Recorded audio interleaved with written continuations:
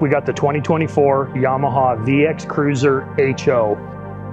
This machine's got the new 1900 naturally aspirated motor.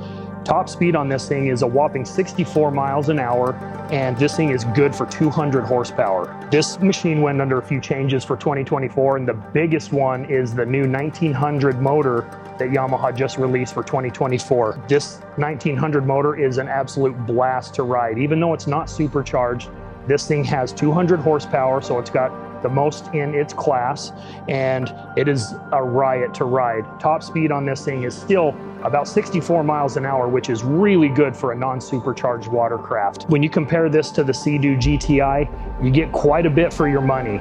You get more horsepower. This one also comes with the cleats that are on it and a little bit more contoured seat for the rider and the passenger. This one's also equipped with the stereo, and you start at about $13,600 on this watercraft, which is a great price for what you're getting. When Yamaha unveiled this new motor at the dealer meeting last year in Florida, of course we got an opportunity to ride it, and I was a little skeptical at how much better it would actually be versus the old 1800 motor, but within just a few seconds I was shocked at how much faster and quicker out of the water this new motor is compared to last year. Super fun to ride. It's got way more horsepower, and you can definitely feel it.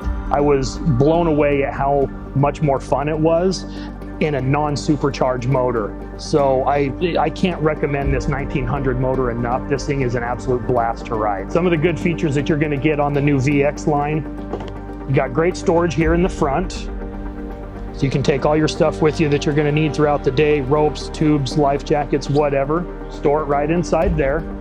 And the hinge has been changed. In the past, they were a little flimsy, so that was one thing that Yamaha addressed. It's very sturdy in the front now when you open that thing up, which is great.